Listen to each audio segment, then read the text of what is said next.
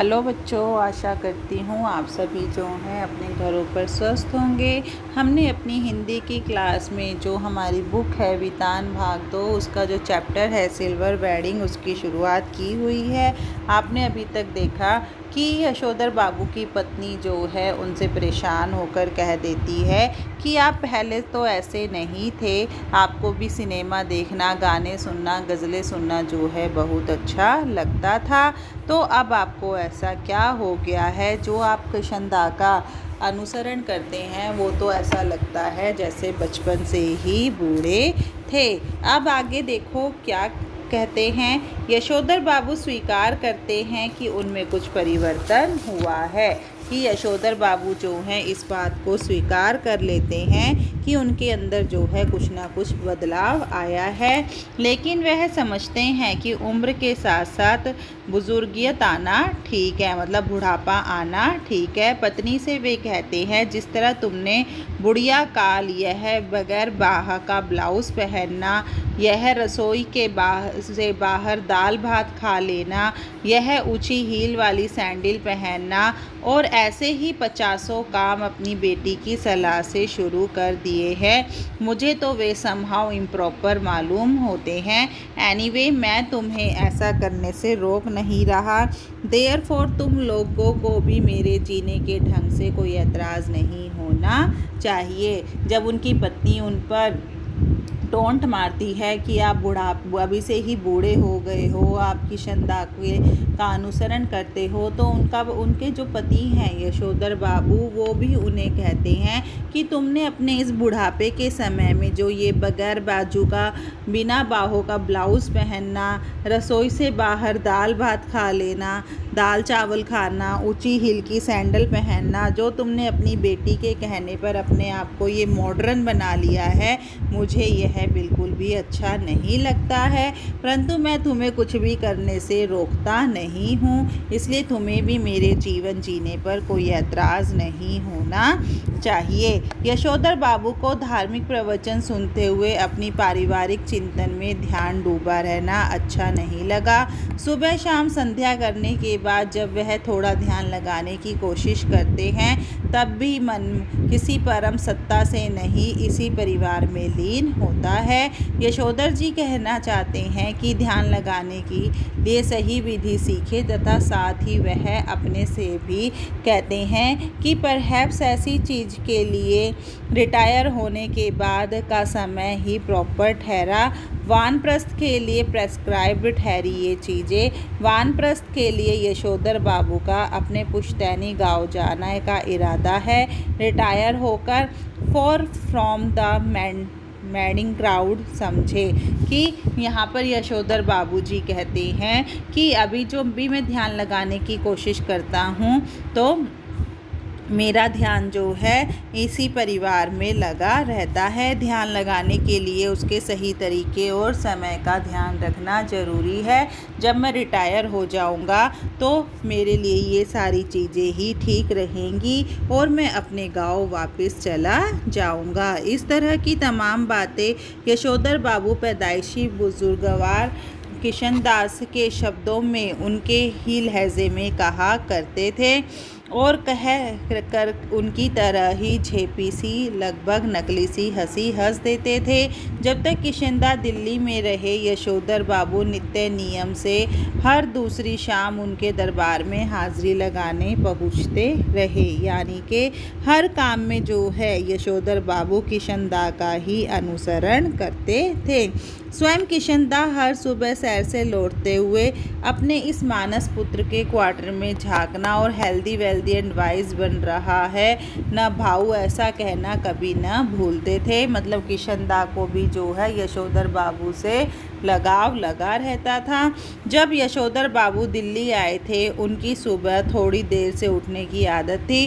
कृष्णदा ने उन्हें रोज़ सुबह झकझोर कर उठाना और साथ में सैर पर ले जाना शुरू किया और यह मंत्र दिया कि early to bed early to rise makes and man healthy and wise, कि सुबह अगर हम जल्दी उठते हैं और एक्सरसाइज करते हैं तो हम जो है स्वस्थ बने रहते हैं और हमारा मन और बुद्धि दोनों ही स्वस्थ होते हैं। जब यशोधर बाबू अलग क्वार्टर में रहने लगे और अपनी गृहस्थी में डूब गए, तब भी किशनदा ने यह देखते रहना ज़रूरी समझा कि भाऊ यानी कि बच्चा सवेरे जल्दी उठता है या नहीं। यशोधर बाबू को यह अच्छा लगता था कि कोई उन्हें भाऊ कहता है। हर सवेरे वह किशनदा से अनुरोध करते कि चाय पीकर जाए। किशनदा कभी कभी अनुरोध की रक्षा कर लेते थे, मतलब कभी कभी जो है वो यशोधर बाबू के कहने पर जो है चाय पी लेते थे। यशोधर बाबू ने किशनदा को घर और दफ्तर के विभिन्न रूपों में देखा है, मतलब वो घर पर अलग व्यवहार करते थे और दफ्तर में अलग व्यवहार करते थे। लेकिन किशनदा की जो छवि उनके मन में बसी हुई है वह सुबह की सैर को निकले किशनदा की ही है। कुर्ते पजामे के ऊपर ऊनी गाउन पहने, सिर पर गोल विलायती टोपी और पाँवों में देशी खड़ाऊं धारण किए हुए और हाथ में कुत्तों को भगाने के लिए एक छड़ी लिए हुए है। यानी कि किशनदा की जो छवि है वो ऐसी की ऐसी यशोधर बाबू के मन में बसी हुई है।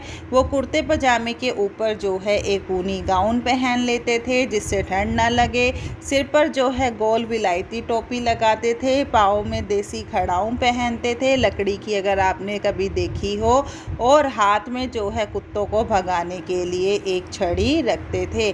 जब तक किशनदा दिल्ली में रहे तब तक यशोधर बाबू ने उनके पट शिष्य और उत्साही कार्यकर्ता की भूमिका पूरी निष्ठा से निभाई। किशनदा के चले जाने के बाद उन्होंने ही उनकी इन परंपराओं को जीवित रखने की कोशिश की। इस कोशिश में पत्नी और बच्चों को नाराज़ किया।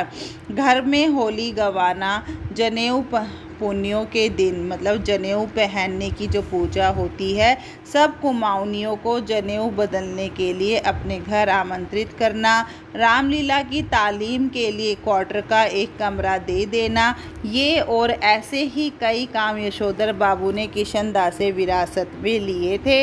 उनकी पत्नी और बच्चों को इन आयोजन पर होने वाले खर्च और इन आयोजन में होने वाला शोर दोनों ही सख्त नापसंद थे। मतलब जो यशोधर बाबू के बच्चे थे उनको उनकी ये हरकतें पसंद नहीं आती थी।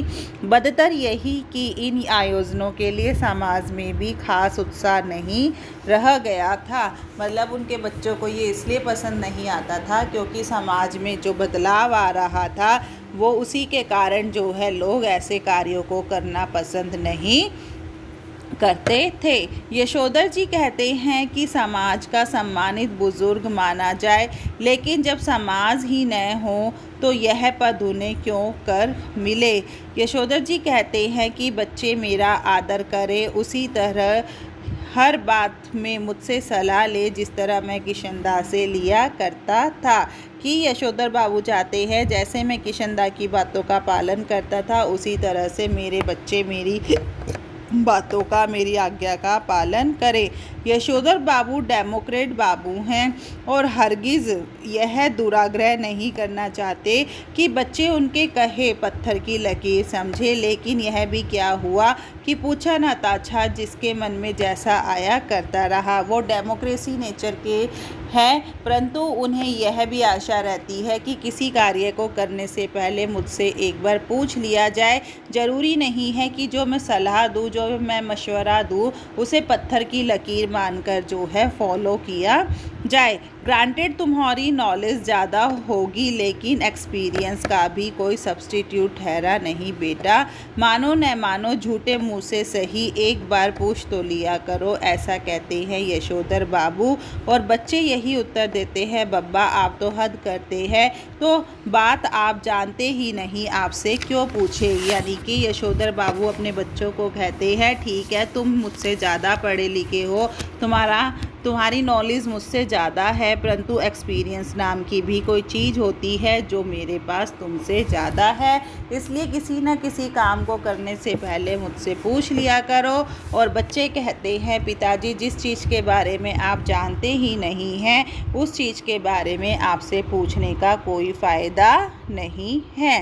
अब आगे क्या कहते हैं प्रवचन सुनने के बाद यशोधर बाबू सब्जी मंडी गए।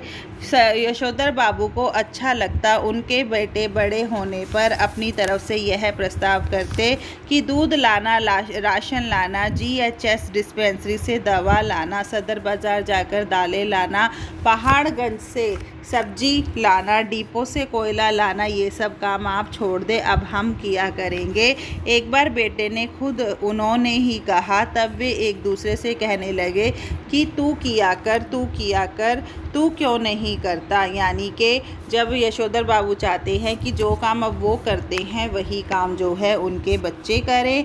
इतना कोहराम मचा और लड़कों ने एक दूसरे को ज़्यादा से ज़्यादा बुरा भला कहने लग गए कि यशोधर बाबू इस विषय को उठाना ही बंद कर दिया। जब से बेटा विज्ञापन कंपनी में बड़ी नौकरी पर गया है तब से बच्चों का इस प्रसंग में एक ही वक्तव्य है, बप्पा हमें समझ नहीं आता कि इन कामों के लिए आप एक नौकर क्यों नहीं रख लेते, ईज़ा भी आराम हो जाएगा। कमाऊ बेटे नमक छिड़कते हुए यह भी कहता है कि नौकर की तनख्वाह मैं दे दूंगा। जब यशोधर बाबू ने यह आशा करी कि सब्जी लाने का, कोयला लाने का, दवा लाने का, दालें लाने का काम उनके बच्चे करे तो उनके बच्चों ने यह काम एक दूसरे पर डाल दिया और जब किसी ने भी नहीं करा तो वो आपस में जो है लड़ने झगड़ने लग गए। उनके बड़े बेटे ने विज्ञापन कंपनी में लगने के बाद कहा कि बब्बा इस काम के लिए एक नौकर रख लीजिए, हम सबको ही आराम हो जाएगा और उस नौकर की तनख्वाह भी जो है मैं ही दे दिया करूँगा।